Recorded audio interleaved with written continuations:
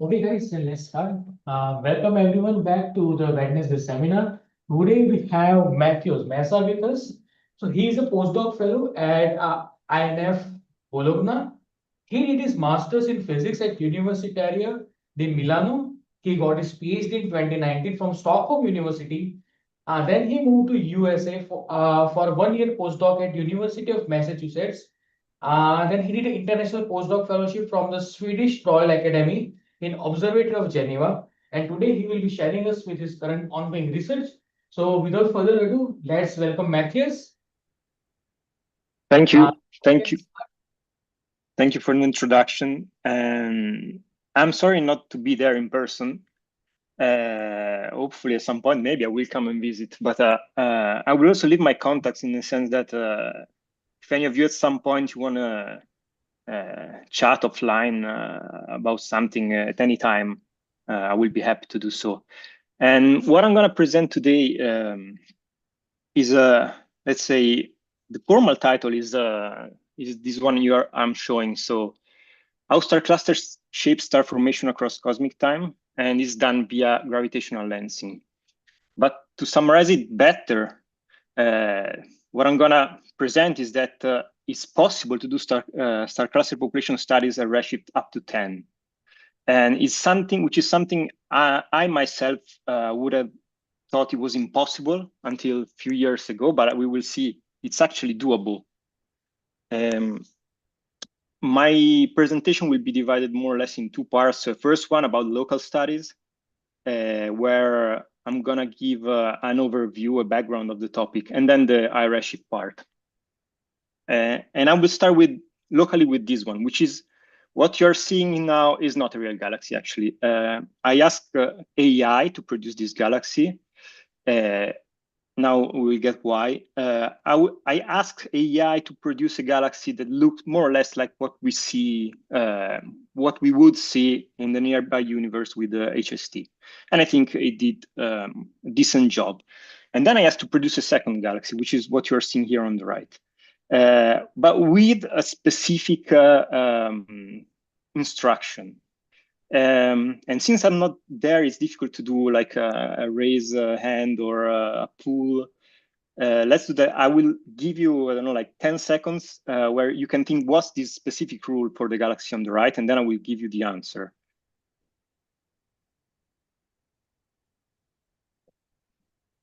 So it's not easy to see, but what I asked for the image on the right is to produce a galaxy that will look almost exactly like the one on the left, but where the stars within the galaxy are distributed randomly. So they're not grouped. And if we zoom in, we can see it a little bit. I think he also nailed this, AI nailed also the image on the right. So on the left, you see that stars are grouping in association complexes, while on the right, you don't see that many complexes. You see bright stars here and there, but not real grouping. And of course, the one on the left is what more resemble what we see. This, what you're seeing now, it's actually a real galaxy we see with HST, where we see this kind of groupings and association of the blue stars, so the young stars. And this, we know it comes from the hierarchy in the gas that form the star. So here in orange, you see the gas from ALMA observation.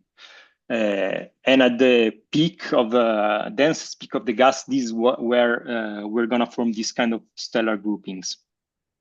And the densest, smallest, let's say, and densest also of this grouping are what we usually call star clusters. So here you see that zooming inside a galaxy, you always have this kind of structure. But at some point you reach at scales 1 to 10 parsecs, so the most rightmost one, you reach the star cluster. We will get now what are the properties of the cluster, but one important point is that star clusters are observed in all known star-forming galaxy in the nearby universe. So from main sequence galaxy, like the one on the one on the left is the Andromeda galaxy, to dwarf galaxies, which is the one on the right here, but any kind of starburst galaxy, any kind of galaxy we see where we have star formation, we also have the formation of star clusters. So what are the key properties of the star clusters? So in terms of sizes, as I said, we are in the range between 1 and 10 parsecs of radius. And usually in terms of masses, we consider star clusters to be more massive than more or less 1,000 solar masses. They are important because they are the birthplace of most of the most massive stars within galaxies, so B stars. And they are likely gravitationally bound structure. Actually, in some cases, this is how a star cluster is actually defined, so as a gravitationally bound structure. And I also want to point out this difference because sometimes there may be some confusion because different people, I mean, studying different fields can call clusters different objects. So what I will refer to in the presentation is what we usually call young star cluster or young massive clusters, which have the properties I've just listed. Then there are open cluster. Usually we refer to open cluster as similar structure, but a lower mass and length dense, and usually unbound structures. So usually stellar structure with less than 100 solar masses in stellar mass, and unbound. So they will have a short life, so they will dissolve quickly. While globular clusters are as massive as young massive clusters, even more massive in some cases, but they are very old. So these are relics of the ancient universe. So usually, I mean, they have ages more than a giga year. It's possible that they are the standard evolution of young massive cluster. So if young massive cluster evolved long enough, they will become globular cluster. I mean, this is a completely a topic that could take an entire seminar. I will leave it apart. But it was just to be clear about the definitions. So what are the key roles of clusters, at least from what we see locally? So first of all, feedback. We said that they host the most massive stars in galaxies, and that produces a lot of feedback. So basically, they help sustaining the star formation life cycle. So for example, they help the fact that not all the gas will collapse into stars, because due to their feedback, while the cluster is forming, is also able to push away and heat and push away the leftover gas. So it looks like a very local effect, but they can have also galaxy scales effect. And this is true, especially in starburst and in dwarf galaxies. On the left, what you see here is M82, which is actually a starburst, and actually a starburst that comes from the center of the galaxy. And it comes because in the center of the galaxy, there is a high concentration of massive clusters. And those are able to push these outflows we are seeing. So that's an effect which is, I mean, on the same scale of the galaxy. In dwarf, their effect can be large because actually dwarf galaxies themselves are instead smaller in mass. And what we are seeing here, so that's a very small cutout, but this is a blue compact dwarf, is 338 locally. It's so small because what I want to point out now is on the same scale. What you are seeing now, this map is of the ionization parameters. So what you're seeing here, especially more towards the orange yellow, these are ionized channels that comes from a galaxy but extend even beyond to the circumgalactic medium. And this is caused by the very massive clusters. We can go back here. The massive clusters, maybe they're very small here, but they're dominating this galaxy. So they can also have a very large effect on the entire host galaxy. Now, it would be good to study, it would be easier to study star cluster in the Milky Way because we will have a better resolution, we will need less sensitivity to study them. But of course, there's a lot of, the problem is that we have a lot of obscuration from the disk of the Milky Way itself. So we are very much limited to the surrounding of the sun when we want to study galaxy in the Milky Way. And thus, what we're missing is actually statistics. So if we want to study environmental properties, if we want to have a large statistical sample, we cannot. So we have to move to nearby galaxies. And that's what has been done. Also in the Milky Way, that there are studies, but also there's been a lot of effort in the nearby galaxy. So the problem is that as soon as you move like few megaparsecs away from the Milky Way, you lose the resolution and you move from being able to resolve the individual stars of the clusters to seeing blobs, as you can see here in the two images on the right. These are clusters, star cluster in two nearby galaxies, and you see they look like a blob, but they are barely resolved even with HST, and so that can allow us to do this kind of studies. And by the way, even with the James Webb, which what you are seeing here in the bottom right, I mean, it doesn't change that much the picture. So I mean, what you are seeing as a barely resolved cluster with HST, you also see it as a barely resolved cluster with James Webb in the nearby galaxy. And here's a collection of, let's say, the most important star cluster studies in the last years in nearby galaxies. Maybe if you focus on the plot on the top right, so you have the gray points are like a main sequence of nearby galaxies, and then all the color symbols are galaxies from these samples, so from these studies. I mean, the most famous maybe Fangs, Legus, or FAT and FATE, which studied Andromeda and 33 galaxy. But we can see that putting together all these surveys, we are more or less studying galaxies across the entire main sequence. So from low mass to high mass, from low star formation rate to high star formation rate. In terms of distances, we're studying galaxy from, let's say, 1 megaparsec away to almost 100. And this is where we build the statistics to study star cluster populations. A few of the properties I want to point out came from this study. First of all, the cluster mass function. So basically, how many massive clusters are compared to low mass cluster within galaxies, let's say.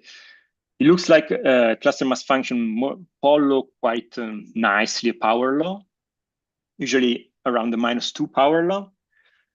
Even if that's not the end of the story, so it's been suggested that, for example, in this case, this is from the M51 galaxy. If we take a -2 power law, it will go straight like this, but we see that at high cluster masses, there's a drop.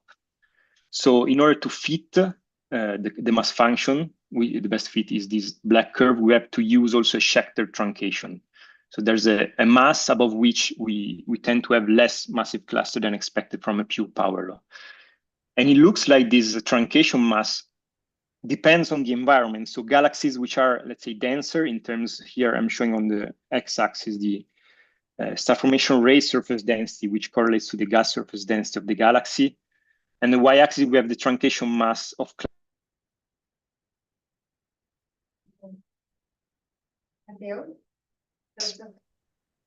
Can you hear us? Yes, I can hear you. Okay. Yeah. We lost your voice for a second, but now it's back. Okay. So yeah, I was saying that it looks like in denser galaxies, this truncation mass is higher. That means that we are able to form more massive clusters. This is actually a bit debated. So, and here I'm showing that so there's an evolution, let's say. So here, down here, you have galaxies like Andromeda galaxy. On the center here, you have more normal main sequence star-forming spirals. And on top here, you have starburst galaxies. So in a sense, in galaxy like the Antennae or low mass galaxy, you will never be able to form very massive cluster. That's the takeaway point. And this is a bit debated. So one point is that it's not always easy to fit the mass function because of statistical significance. And we can have slopes, different slopes that can mimic a truncation. So we see in the plot here from this review from Mark Rummels some years ago that the slopes can go actually from -1.5 to -2.25. There's a problem of size of sample. So if you have too few clusters, like on the plot here on the top right, it's impossible to distinguish a truncated power law from a normal power law. So you need many clusters to see this difference, as you can see in the bottom right plot. But I will also say that from some a couple of studies are very convincing in that sense. This is a study about this M33 galaxy. So there are some studies which are very convincing in showing that there is a truncation. Another important properties about cluster formation is the cluster formation efficiency, which is defined as how much of the star formation, let's say, takes place in bound star clusters. So you can find this dividing the cluster formation rate by the star formation rate of the host galaxy. And again, it's what I'm showing here on the y-axis. And again, it looks like it has an environmental dependence. And again, denser galaxies seems to have most of their star formation going on in bound clusters. This is what this plot is showing.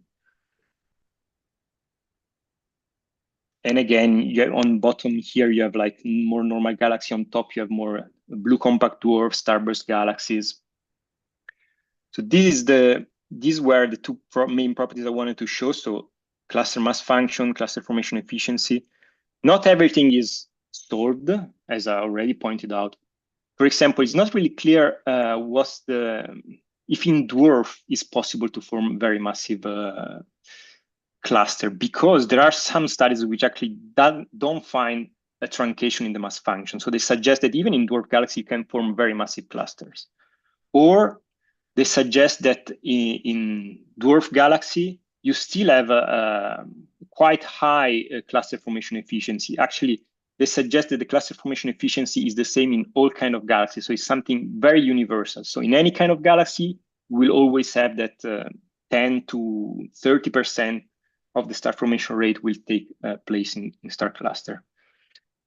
The problem here is that we are missing statistics.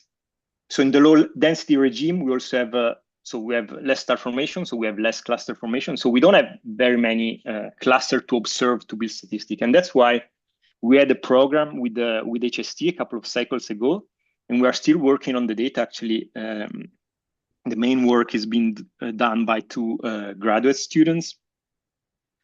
And so we have 10 galaxies which are low star formation, they have low star formation rate surface densities. And we are looking to see if in this kind of galaxy we can form a very massive cluster. But this is unfortunately still ongoing, so I don't have the answer to that. But I wanted to point out that there are open questions. And another one is, what's the typical time scale of feedback? Because in simulation, it looks like it's very short. So it takes less than 4 million years from when you start forming stars from a gas cloud to when you push away the gas. And so you leave the cluster exposed. But that means that when the first supernovae take place, they start exploding. They are in a medium which is free of gas. So they can inject their energy momentum in the galaxy itself without, they're not needed to push away the gas. And observation more or less confirm this, even if within uncertainty. So according to observation, and these are very interesting studies done comparing GMC's NH2 region within nearby galaxy and led mainly by Melanie Chevans. It looks like it's consistent with this 4 million year timescale, but in some cases it can be longer, up to 6 million years. So it's right the same timescale as when we expect the first supernova to explode. So it's not clear if they are the supernova themselves, like pushing away the gas, or if it happens before.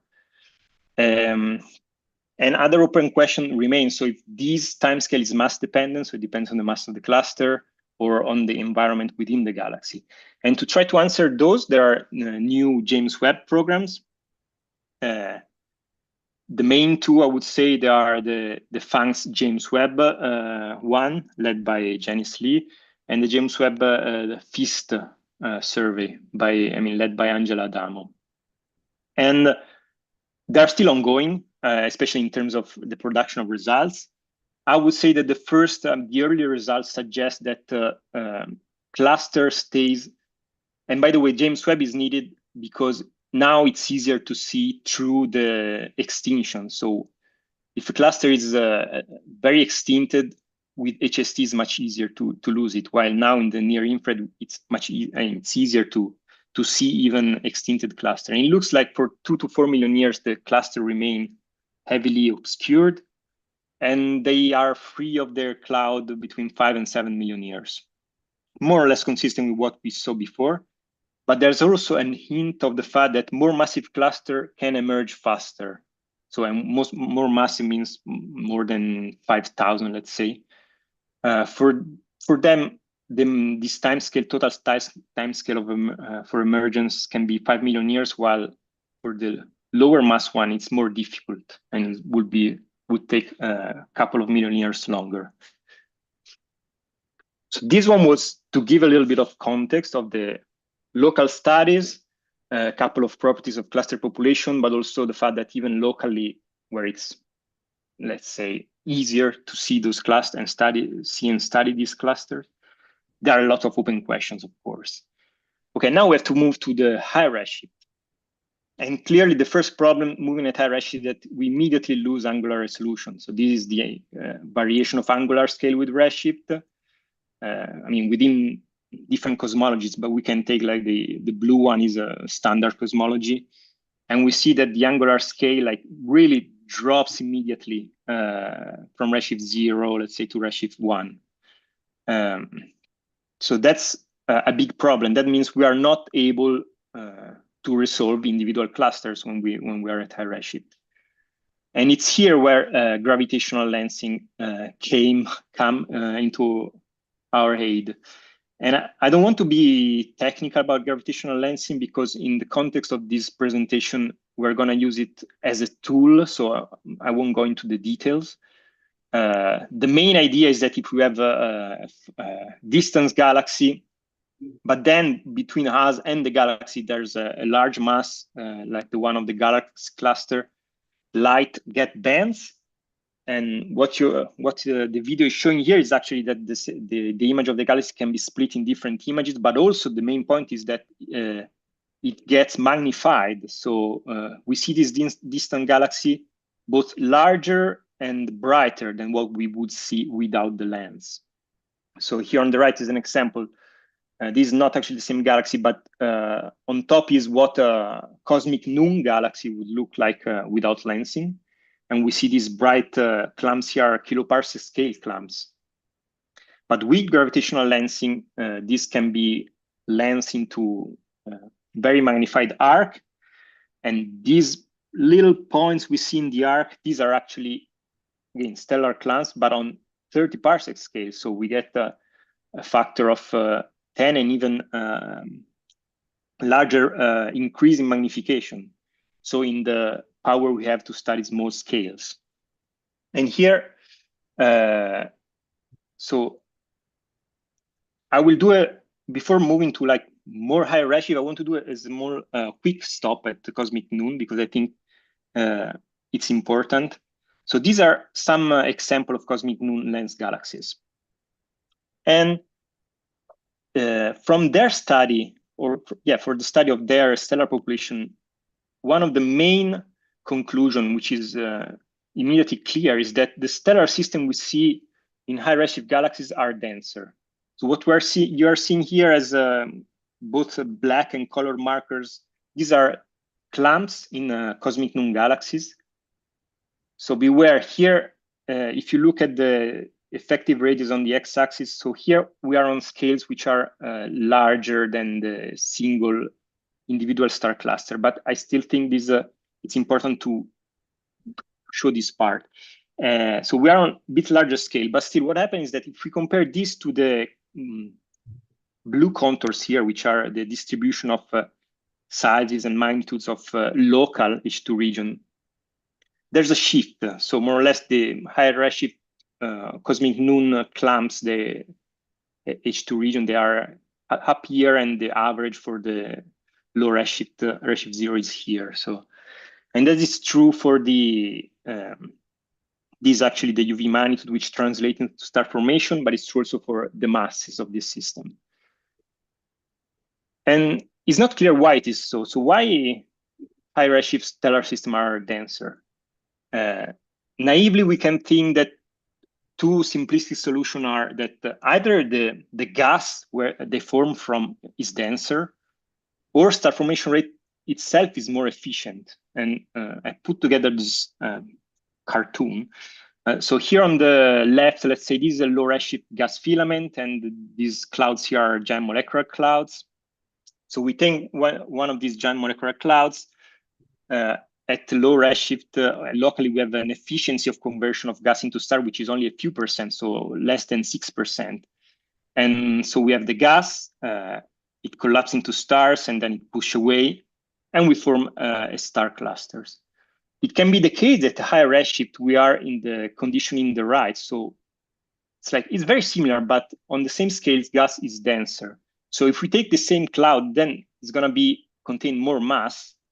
And so when it collapses, it will form a denser system, so on, within the same efficiency. Or it can be the case that at higher redshift, we are still in the left condition, but the efficiency is higher. So from the same GMC, so let's say low mass GMCs, we convert more of its mass into stars. And so again, we get to this dense cluster, but that's because we are more efficient in converting gas to stars. So we are trying, so this is maybe a simplistic view, but it's useful. And it's not easy to prove observationally. We tried a little bit, especially with the study of these two cosmic known galaxies. One is the, I would say, quite famous cosmic snake galaxy on top, and on bottom, this galaxy without a nice name. So this simply the name of the cluster is hosted in. And these are important galaxies because they're observed. So we see their stellar clumps. I mean, first of all, they're lensed and they have large magnification, so we can go to small scales. We can study their stellar population at these small scales, but also we have high resolution ALMA observation where we can see individual GMCs at redshift 1. And this is a work mainly led by Mirka de Sauge at the University of Geneva. Basically, what happens is that on the left is the same plot as before. So this is the stellar system. On the right, what you're seeing here is a purple, well, magenta maybe, and orange crosses. These are the radii and masses of the GMCs within this galaxy. And they're compared again with what we see locally, which are the gray points down here.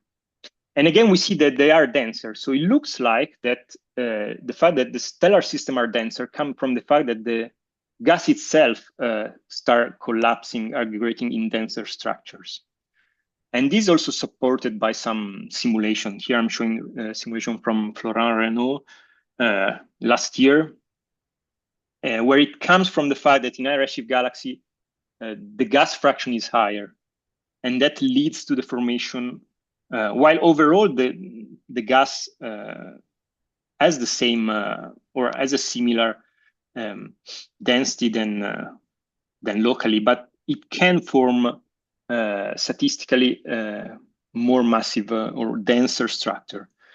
So this, it looks like it's an explanation, but then it's also true that when we compare the stellar system and the GMCs we see in these two galaxies we observe, we also derive a star formation efficiency which is higher than locally. So while locally, again, star formation efficiency is less than, let's say, 6%, in this galaxy we see something between 10 and 30%. So maybe both scenarios are true. But it's very difficult to distinguish them, first of all. So this is a work in progress. Luckily, there's going to be some more James Webb data on these two galaxies that are going to help us.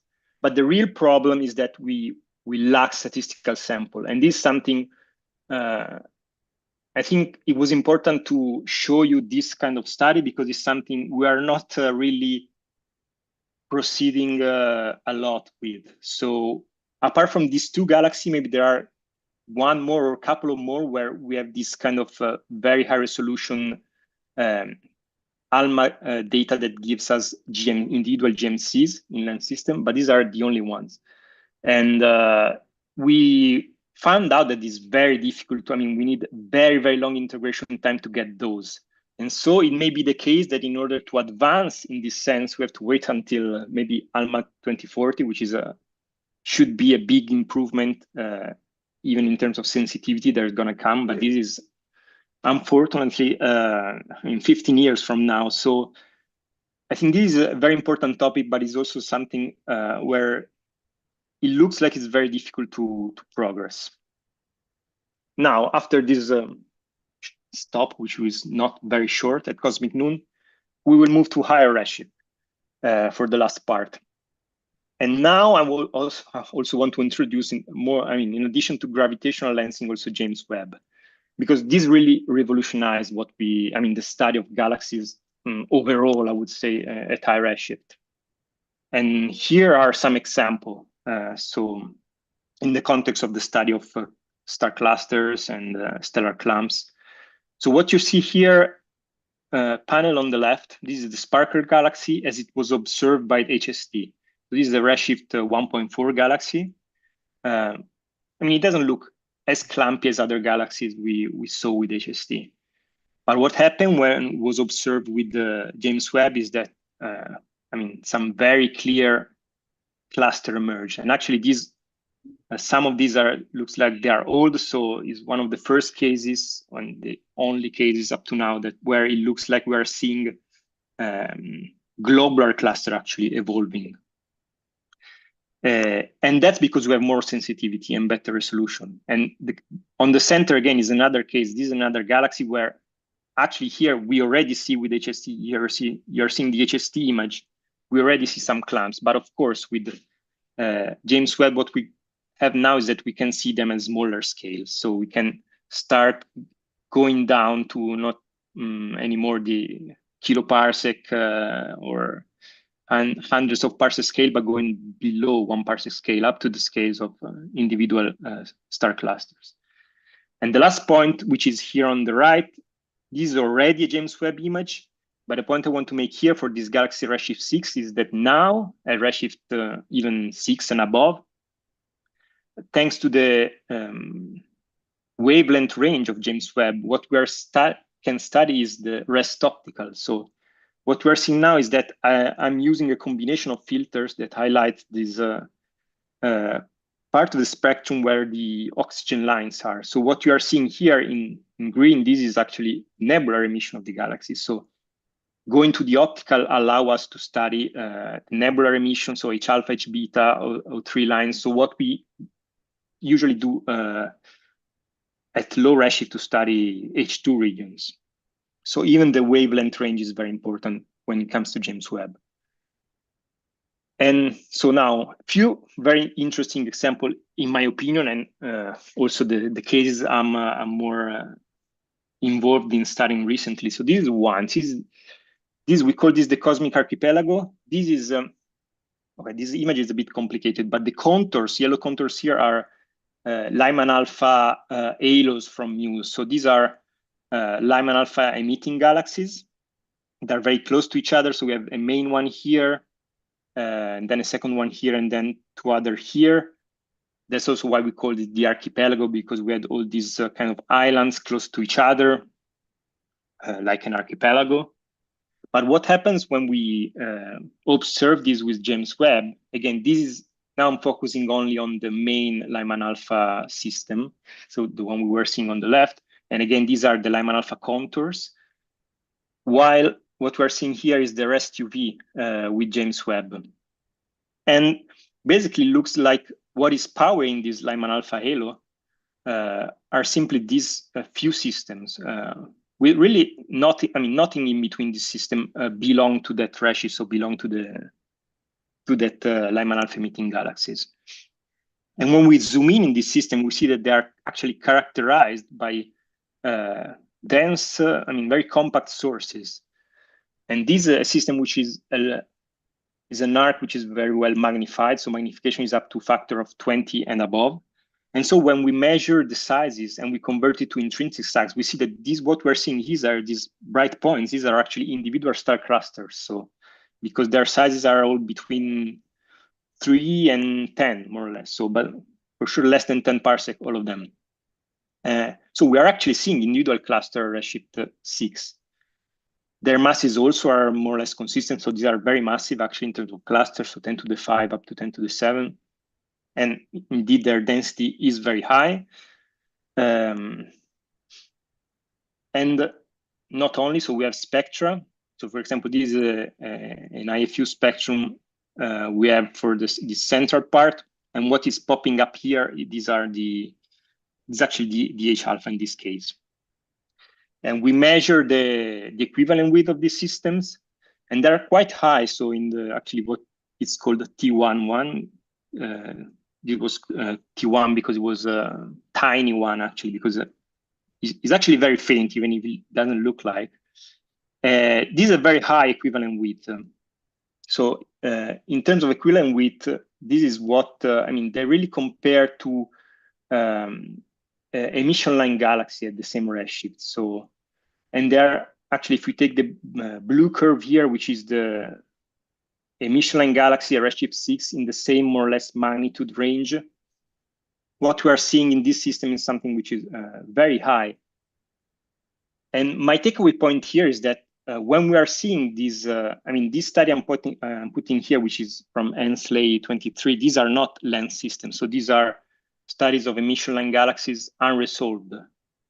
And it looks like what I want to point out is that the emission of this emission line galaxy may be actually dominated by very few compact cluster, because if our system, if we didn't have lensing, so if we didn't have magnification, we would see this on the scale of less than 1 kiloparsec. So to us, it will look like a blob without lensing, but still it will retain this very high line emission. So it may be the case that what we see as very strongly line emitting galaxy at high redshift actually comes from very small scales, much smaller than what you would infer without lensing. Then not all of these systems are emitting. So if we, well, actually the one on the bottom here, it does. So what you're seeing in the bottom plot here is that there's some emission popping up. So again, this also looks like it's a very young and strongly emitting system. But for example, the one on the in the north here, it doesn't. So we didn't see any line. That's actually consistent with the photometry of this system, which look like these are older systems. So just like what we see in the local universe, where we have a very young cluster and older cluster that survive, we have something similar here. So we have some very young emitting cluster and some cluster which are, they could have been emitting a couple of million years ago, but now they simply survived their first initial phase and they are UV bright but non-emitting. This is important because it's been suggested that faint systems, so faint galaxies at high redshift may be, they are more efficient ionizers. So it's been discussed that they may be the one driving the reionization of the universe. And maybe it's true, but what we are missing at high redshift are the non-ionizing ones. So we are seeing the extreme cases because it's easier to see them. So this is a plot of literature samples. So MUV on the X, Xion, which is the efficiency in producing ionizing radiation on the Y. So going to the right, you have fainter and fainter system, and it looks like going fainter, you have more efficiency in forming ionizing photons. But if we put the sources from our archipelago, they span quite a large range. So you have both these region here where the very efficient ionizers. So the efficiency in the system is so high that it almost is difficult to explain them in terms of model, actually, because they are as efficient as very massive individual clusters. But also we have these sources here which simply are non-emitting ones because they are an off mode of star formation. So they were boosting in star formation a couple of years, million years ago, but now they are not. And so they are down here in terms of annihilation efficiency in this plot, but these are the sources that are missed at higher redshift if you don't have lensing, and so the possibility of going to such faint systems. So basically, what I want to point out in this example is that we are reaching the scales of individual cluster, in this case, a redshift 6, And that star cluster may be, individual star cluster may be the one driving the properties of unresolved galaxies, especially emission line ones we observe. Now, this was not the only case where we see cluster at high redshift. The second one I want to focus a little bit is this cosmic gem system, a redshift 9.6. Again, this is a system, a galaxy that will look like what you see here in the bottom right, so a blob, if it was not for lensing. So this is the counter image of this galaxy.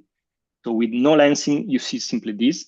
But thanks to lensing, you are seeing what you're seeing in top left. So you actually see an arc full of bright spots.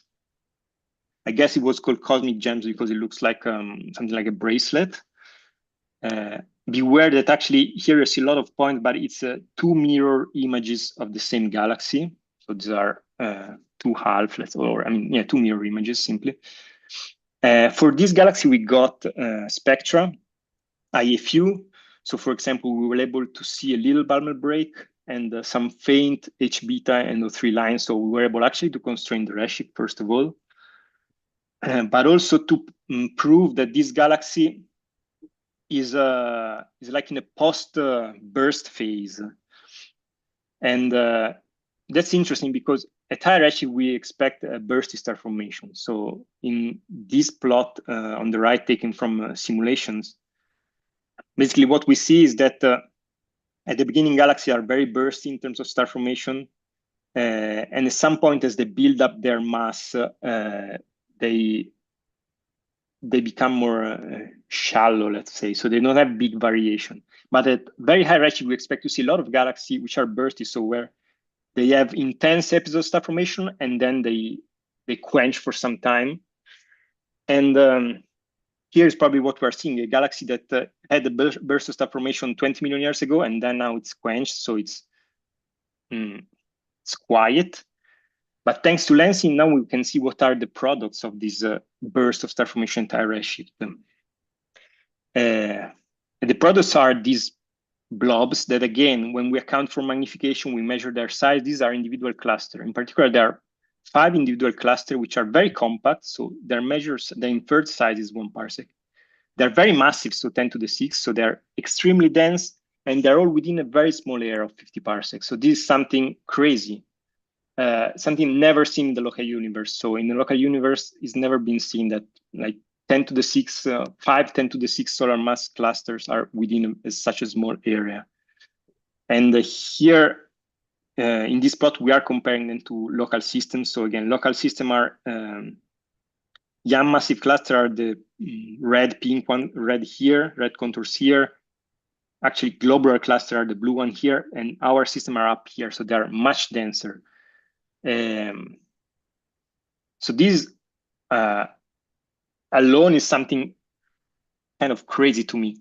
In addition, we see that if we sum their mass, they make up for more or less 1/3 of the total mass of the host galaxy.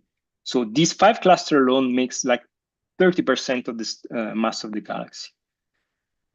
But then we can account for the fact that there will be, we expect, at least when we show you the mass function, we expect to have also cluster, lower mass cluster, that probably here we're not seeing because of completeness.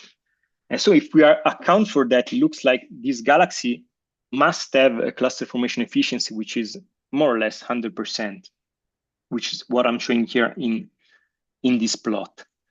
And not only, so this is adapted from a recently published paper from Vanzella. And basically, maybe it's not immediate, but what you are seeing here is color-coded is the probability of seeing these 5 such massive cluster in a galaxy of this mass. And blue means high probability, red, probability is very low.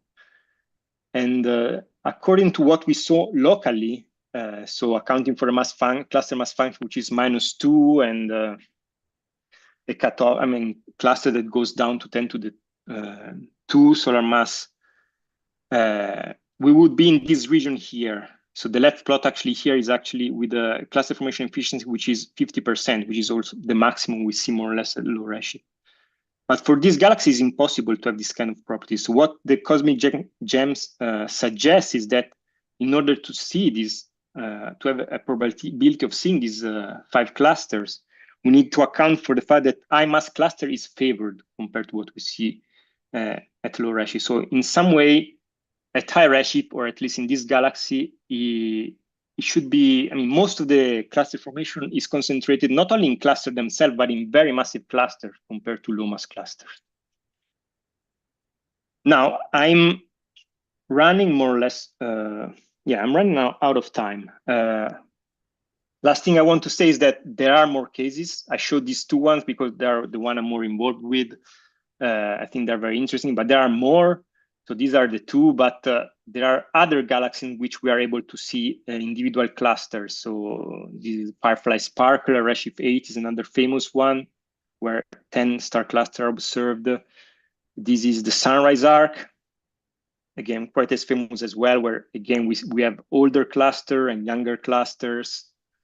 This is another arc, nothing spectacular, but it was one of the first where with James Webb, it was observed individual clusters. And Sunburst is another one that could take an entire seminar because it's a Lyman continuum leaker. So there are quite some galaxies where we already know that there are individual clusters observed.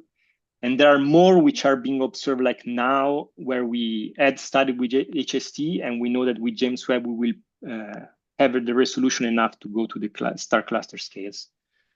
And we have also large surveys now that will cover a lot of lensing cluster, like Venus will cover 60 clusters, SLICE will cover 180 cluster. So we will have more and more of these kind of study of samples. And so the possibility of really start building a statistical sample of star cluster at high redshift. And also, this is the final one. This is important because quite soon we will have ELT, and one of the main points of ELT is that we will have exquisite spatial resolution. So with ELT, even without lensing, we will be able to observe the entire universe at scales below 100 parsecs, which is the red light here. And of course, with lensing, you can think that, I mean, there will be a large improvement with James Webb. So many and many more galaxies will be studied at the scales of star clusters. So really, these kind of studies, which now are restricted to few examples, in a couple of years will be more or less the norm, even at high redshift. And so to conclude, I'm not good with conclusion because I don't like the list usually. So the point is that the question at the beginning was star cluster population at redshift 10. Yeah, I mean, it's not only impossible, it's doable now. It could work, and actually it's working. But in any case, I also left a list of the main points of my talks. And I'm very happy of taking questions if you have. Thanks for the attention. Thank you very much, Matthew. It was a wonderful talk. We enjoyed it a lot. Thank you again for the talk. Let's take questions. I guess everyone must be having a lot of questions now. I have. Yes. Can you come, sir? Can you come? Yeah. He's trapped.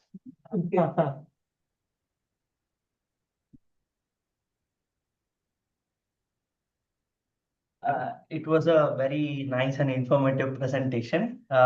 I have 2 questions actually. One is regarding the equivalent width that you mentioned from JWST. So in the that spectral image that you show, it was like the continuum was at the level of noise. So how sure are we that the equivalent width of 2300 angstrom that we measured is reliable? Yeah, okay, yeah, that's true. What I'm showing here, yeah, actually from the spectrum itself, from the IFU, we don't see the continuum. Yeah. But we get it from the photometry. So we're actually using the photometry to get the continuum. So that's, I would say, is not a problem. So the photometry is very robust. So we know where the continuum level is from the photometry, and so we can derive the lines. Probably I add something. If I do this, can it? No, it doesn't open it. But is what you are seeing here basically.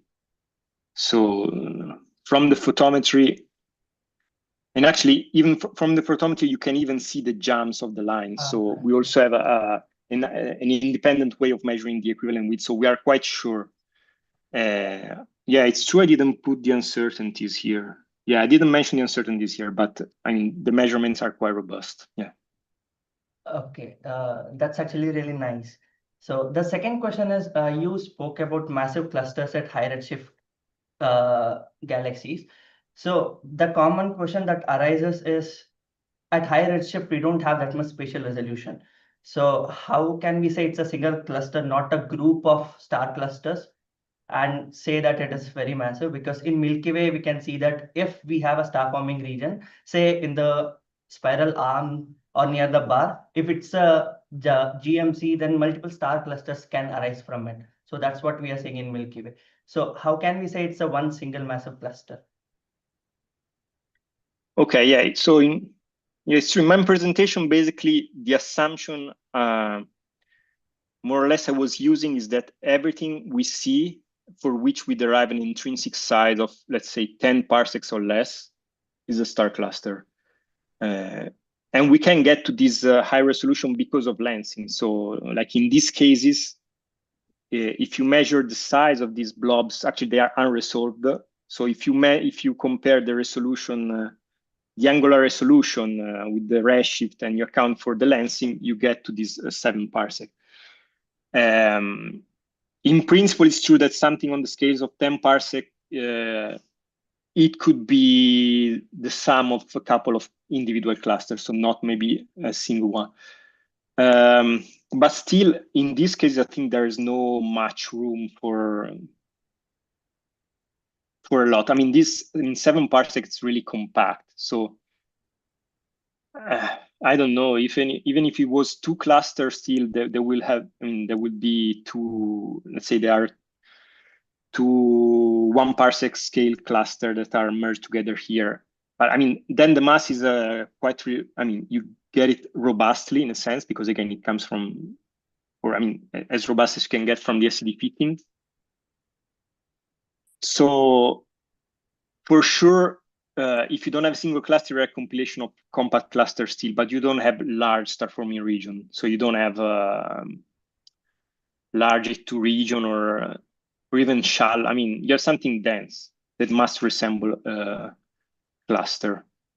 If this answer more or less your question. And then in some other cases, so the cosmic gems I was showing this here, the magnification is really extreme. So it's like if you move, I mean, we did some tests, and really, if there was another, I mean, these are constrained down to the parsec scale. So if there was like another something larger, it would really look very, very different from what we see. So in some cases, it's even easier to say that they are real cluster. Cool. And this 1 parsec one is quite striking. Yeah. Can you say more about the measure? Like, how do you measure this size? So again, it's like it comes from. So you can do it. You can measure in different way. The easiest one, the easiest one would be you fit these blobs with I mean, I don't know, with technically with Galacxies or whatever you want to use to measure a size, and you get something which is basically unresolved for the James Webb resolution. And so from that you get an angular effective radius, which then you convert into first an observed one, accounting for redshift, and then intrinsic one, accounting for the large magnification you see here. But another way which we tested is that you can use the lens model, and actually with a forward modeling approach, you can insert cluster of different sizes in the source plane, and then given your known lens model, I mean, you use your known lens model to produce what you would observe, putting cluster of different sizes at different position. And really, if in the source plane of this system you put something which is slightly larger than 1 or few parsec scale system, you will get something completely different. I probably don't have it here. I have it, I mean, on the my last published paper, which actually was accepted a few days ago, which is on this system. We have this, we show this kind of forward modeling. It very much depends on the lens model. That's true, but this system is yeah, I don't know if to go into all these details, but the point is that in this system, if the model was wrong, let's put it in this way. So if the model was wrong in this system, so if the magnification was larger than what we are accounting for, we would see even smaller cluster, which is crazy. So really much less than 1 parsec. So that would be really crazy, and their density will also go up. So it will be yeah, crazy. If the magnification, if the magnification instead was smaller than what we are counting for, so their radii will be larger, so they will go, I don't know, to 10 parsec, but their masses will go up, so they will go up to 10 to the 7, 10 to the 8. So you will have 10 to the 7, 10 to the 8 solar mass system within 10 parsec, which again would be something strange. I mean, it's very peculiar in any case, even accounting for any uncertainty in the lens model, these cosmic gems. Very cool. Do we have more questions? Sorry.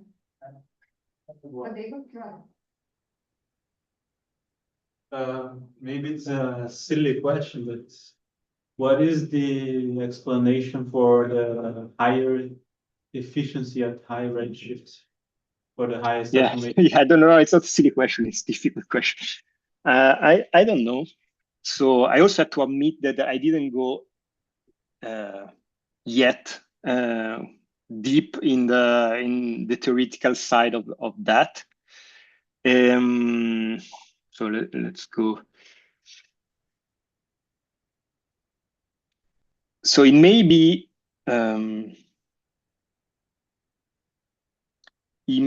still in some way related to the density. So the higher density will also lead to a larger efficiency. The point is a matter also of time scale. So you will need to exhaust in the gas before you have enough energy, even from photoionization, to push it out. So for having a larger efficiency, you will also need to have a quicker star formation event. I guess more or less it's both related to density and turbulence, but I didn't go very deep in that sense for looking for an explanation, even because now it's, I don't know, it's an idea. We have this suggestion from these initial studies, but it's really only 2 cases, and it's I don't know, almost an order of magnitude estimate. So a lot of work still have to be done, even in from the observational side. Thank you. Do you have more questions? I have a last one. Maybe this for sure has been asked, but can you compare cosmic gems with evolving with the Fornax dwarf spheroidal that has 6 clusters? So yes, yes. I mean, the comparison is also interesting, not only in terms of evolution, but also actually in terms of efficiency. So what I was saying is that it looks like there's a high efficiency in this galaxy, and it looks like, I mean, there are some studies saying that in galaxies like the Fornax, you expect this higher efficiency because of the lower metallicity. You expect not to form too many low mass clusters, and so to have this cluster formation biased toward the the high mass one. In terms of evolution, my problem here is that what I expect is that these clusters are so close and so massive that I expect them to merge quickly. So I don't expect them to survive as separate cluster up to present day, let's say. I don't know. Yeah, unless there is I don't know, unless there is some merger that moves them around, unless there is a crazy dispersion velocities, but which doesn't look like it's the case. So I don't think, yeah, I don't think it, even if it stops forming stars, so it remains as a dwarf galaxy, so it cannot evolve like that. I mean, this cluster should merge. Which is a difficulty in linking what we see at high redshift to local ones. So in many cases, when we see cluster at high redshift, if we consider giga years, in almost all cases, we expect them at some point to merge, to fall in the center of the galaxy. So it's difficult to find cluster that would dynamically survive. So they need to be, I don't know, far from the main body of the galaxy. They need to have very strange orbits. So in some ways it's similar to the Fornax, but in some other, I don't know. I mean, maybe this will form like one of the cluster of the Fornax, and that this galaxy have other bursty episodes which form the others.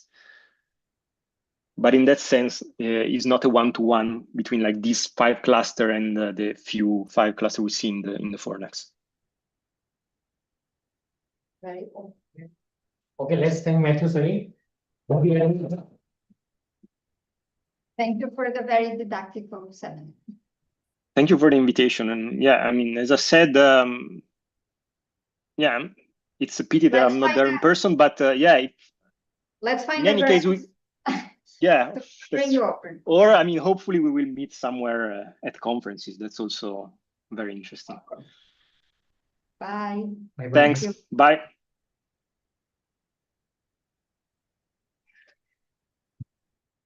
Thank you.